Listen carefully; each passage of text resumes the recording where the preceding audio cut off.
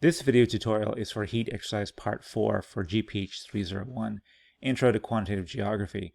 Hopefully you've watched the first video which walked through the concepts of the excess mortality as well as the value of a statistical life.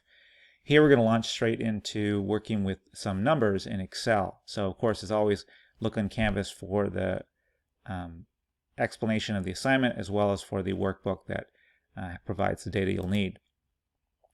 So what we have here is working in the 40 cities tab, and we have data on mortality for 40 cities across the US that comes from a research article that examined or rather looked at projections of deaths given climate change and how we expect heat in the US to change. And what we have here then is the list of the cities on the first column and the states.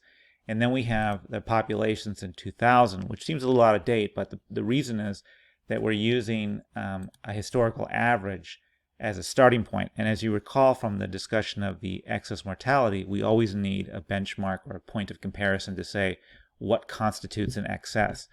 So here we have then the population of the city, and notice that it says times 100,000. So in order to get the real number, you'd have to take that number and multiply it by 100,000. So in the case of Atlanta, Georgia, there's actually 416,000 people in 2000. It's changed since then, of course. In the column D, we have the average extreme heat event mortality or heat-related mortality rate per summer between 1975 and 2004. So you have essentially a 30-year average, and 30 years is significant if you're familiar with meteorology or climatology, that climates are essentially described in 30-year increments. So that's how you know what the climate of a place is. So this kind of describes the rate, the death rate across that time period given that climate. Going forward in the future, we expect that rate of death from heat to change.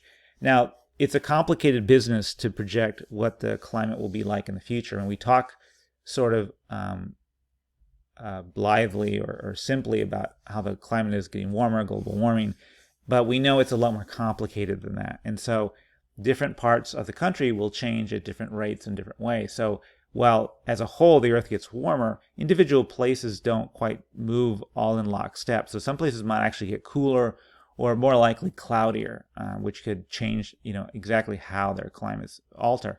So what you'll notice if you look across the cities is that not all of them just go up, right? And actually in some cities like Atlanta, the first one, the death rate actually goes down initially before rising again in the future. That's not common, but it's not unexpected. In any case, pay attention to the fact that we're working with rates. These aren't actual numbers of deaths. So what we want to do is look at how those projected death rates in the time period of 2020 to 2029 through the end of 2055 and then through the end of the 21st century, 2099, what level of excess death should we expect from these changing rates, from these projections for the future? And so what we're going to do is we're going to put into practice what we talked about. So because these are rates, and in order to calculate excess mortality, we need to know the actual numbers. So we need to convert these rates back into numbers of people. So that's not terribly difficult, but we're going to do it so we can get the sense of it. So I'm going to insert a new column in where E is. So I'm going to right click on the E column and I'm going to choose Insert, which will insert an empty column. And so what I want to do is I want to calculate the actual numbers of deaths, the average from this average rate. So I'm going to say average mortality per summer, 1975 to 2004. And so what I'm going to do is I'm going to start a formula. I'm going to take that historical mortality rate and I want to multiply it by the population. Now, the convenient thing here is that these rates are in 8.4 persons per 100,000. So it's already in the same unit that the population is over here.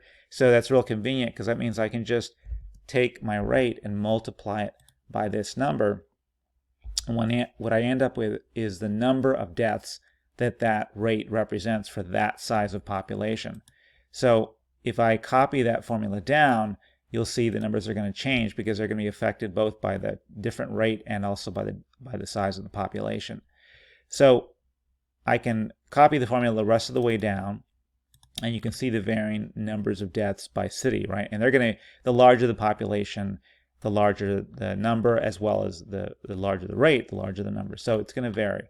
So in any case, this is what we expect in a typical summer. So we expect in Atlanta in a typical summer that about 35 people are going to die from heat, okay? So now the question is, what does the future hold, right? What level of excess mortality should we expect as the summers to come happen, right? So I'm going to move over here. So we have, this is the projected rates of death for 2020, 2029. So now I want to know how many deaths does that represent. So again, I'm going to insert a new column here in the G column, and I'll say EHE, which is the extreme heat event mortality for 2020 to 2029. All right. So this is the actual numbers, right?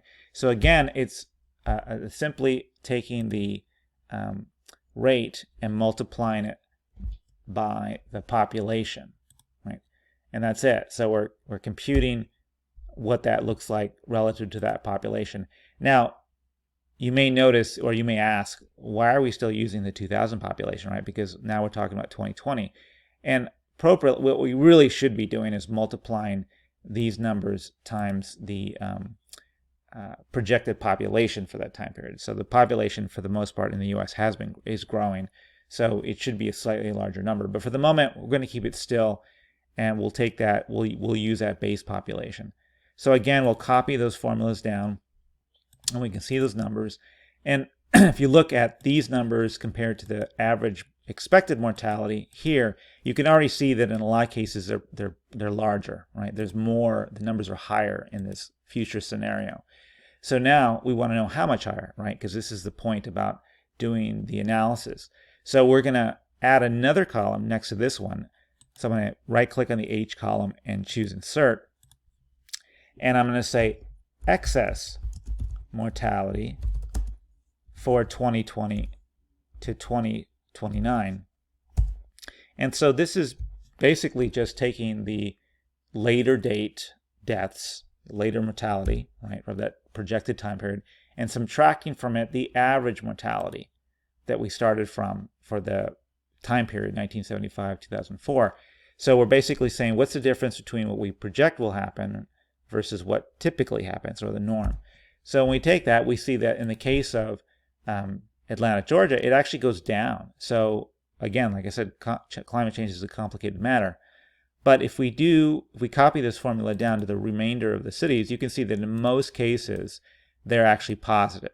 So what we see is growing numbers of deaths. So these are deaths above what we'd expect normally. So these are the excess deaths. And so if we talk about the significance of climate change and what it represents as a threat to the population, we can begin by saying, okay, here's where the issue lies. We have, this many more people would die than would normally die. So we take these numbers to say that these are the ones that we are responsible for, right? Because their deaths are not inevitable and they're not natural. They're a result of human activity. So that, which is why we label them as excess mortality. We don't take it for granted. Okay. All right. So then the last bit here is this explains the concept of excess mortality and how you compute it. So it's not very difficult. You're taking the observed mortality or projected in this case and subtracting from it the expected, right? Okay, the last concept that we're looking at here is the value of a statistical life. So we can talk about the significance of that climate change in terms of deaths, right? How many extra deaths we get. But we can also talk about it in terms of how much should we invest in dealing with this issue, right? And so previously we used an example in the previous lecture. We kind of asked what you would be willing to pay to avoid illness or death. So in the case of hazards to the population, the government, actually, federal government, already has established numbers that they use. And so, believe it or not, the U.S. Environmental Protection Agency, which is often turned to when there are hazards, usually environmental hazards. So we know that we need to use a value of some sort to calculate the value of a statistical life. So we previously had used a number that we kind of pulled out of a hat, just estimating what people are willing to pay. But it turns out that the U.S. federal government actually has numbers that they use when they are trying to evaluate how much to devote to a particular problem. So the lead agency for deciding to use numbers essentially for making policy decisions is the U.S. Environmental Protection Agency. So the EPA essentially has policies that guide them when they're trying to figure out, okay, we've got a problem that's causing death or illness. How big of a problem is it? How much do we want to invest in this to avoid it or to deal with it? And so their number that they use is actually $9.7 million per person. So that's the VSL that they use. Now contrast that with one that we had kind of come up with ad hoc, which was anywhere between $6,000, or rather $3,000 or up to $15,000 per person, which represents the upper consideration that we've seen so far in terms of the COVID-19 pandemic. So it turns out that the government actually uses a pretty large number, and if you can imagine what that would look like if you were to multiply that by the population as a whole. In any case, that's the number we'll use here because that's what's in policy. So if we want to understand the significance of this excess mortality and what it might mean in terms of the amount of investment we want to make, we need to take that number seriously. So I'm going to extend this one more column here. I'm going to right-click over the I column and insert a new column. And here's, I want to say, the VSL for 2020 to 2029. And it's, again, relatively simple. I'm going to take the excess mortality and I'm going to multiply it by 9.7 million. So I'm going to use 9.7 and then multiply that by 10 to the 6th, because that's easier than writing out 9.7 million with all the zeros. So I'll just enter, and then this number is negative again because it's gone down, so that actually will reduce the overall expectation of loss in a sense. But when we copy it down to the remaining, let's format that as a money or currency. That way it's more understandable. So you see the parentheses mean that that's less or negative. But when we copy it down to the remaining cells, we see that they are some substantial money, right? So we're talking in some cases, like that is in Detroit, Michigan, excess deaths of 108. And when you multiply that by the VSL, that means that's about $1 billion, right? It isn't, again, to say that those people are worth $1 billion, but it's rather to say that this is the amount of money that the government is willing to spend to avoid those deaths, right? That's how much we're willing to invest in that.